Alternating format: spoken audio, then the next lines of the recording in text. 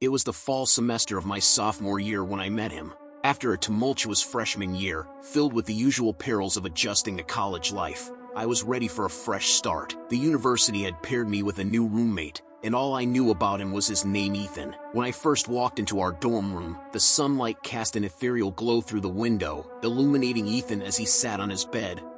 He looked up and smiled, a perfect smile that seemed to radiate warmth and friendliness. "Hi, you must be Alex," he said, extending his hand. His voice was calm and reassuring. "Yeah, that's me," I replied, shaking his hand. There was something almost otherworldly about his presence, a sense of tranquility that was both comforting and unsettling. Ethan was the ideal roommate. He was tidy, quiet, and always considerate. His side of the room was impeccably organized, and he had a knack for knowing when to give me space and when to engage in conversation. He seemed to have an innate understanding of people, a quality that made him incredibly likable. But there was something else about him, something I couldn't quite put my finger on.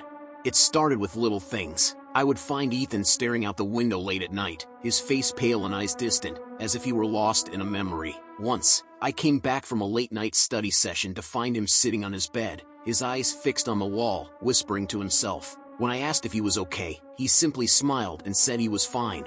One evening, I noticed an old photograph on Ethan's desk. It was a picture of a group of friends, all smiling at the camera. Ethan was among them, looking exactly the same as he did now. The photograph seemed old, the edges worn and yellowed. When I asked him about it, he quickly tucked it away, his smile faltering for the first time. "It's just an old photo," he said, his voice unusually flat. But it wasn't just an old photo. I couldn't shake the feeling that something was terribly wrong. My nights became restless. I started having vivid nightmares, dreams where I was lost in a dark, endless corridor, hearing whispers all around me. The whispers would crescendo until I woke up in a cold sweat. Ethan, however, always seemed to be fast asleep, his face serene. One night, I woke up to find Ethan standing over me, his eyes glazed and unfocused. He was mumbling something under his breath, words I couldn't understand. I reached out to touch his arm, and he jerked back, his eyes snapping back to reality. "Sorry," he murmured, climbing back into his bed. I must have been sleepwalking, but I wasn't convinced. There was something deeply unsettling about his behavior, and I knew I needed to find out what was going on. Determined to uncover the truth, I started doing some research. I went through old yearbooks, newspaper archives, anything that could give me a clue about Ethan. What I found left me cold. Ethan had been a student at this university years ago. He had died in a tragic accident in our dorm building. The details were hazy, but the article mentioned that his death had been sudden and unexplained. I confronted Ethan with what I had found. His reaction was unexpected.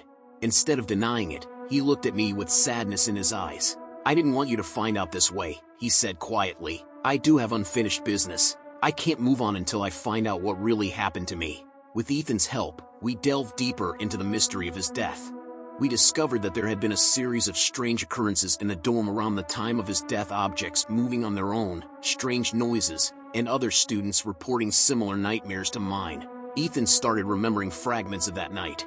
He had been with friends, but something had gone horribly wrong. There was an argument, a struggle, and then, darkness. One night, the nightmares reached a fever pitch.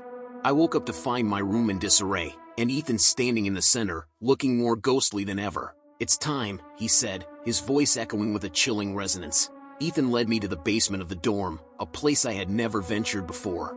The air was thick with a sense of foreboding. As we descended, I felt a cold chill run down my spine.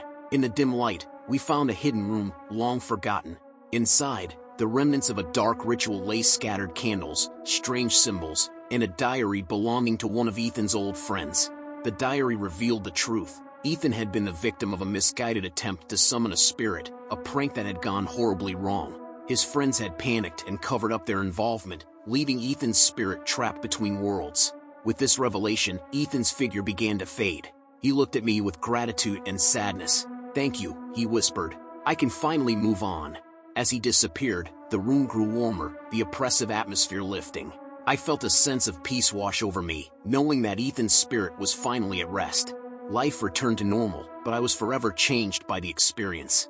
One day, I received a letter with no return address. Inside was the photograph I had seen on Ethan's desk, now restored and vibrant. On the back, a message was written in Ethan's handwriting. "Thank you for helping me find peace. Never forget the power of friendship and the importance of facing the truth. Farewell, my friend. As I held the photograph, I realized that while Ethan was gone, his presence and the lessons he had taught me would stay with me forever. The true horror had not been his ghostly existence, but the darkness that lies in the unknown, and the courage it takes to confront it. Let me know in comments if you like it, and don't forget to like and subscribe.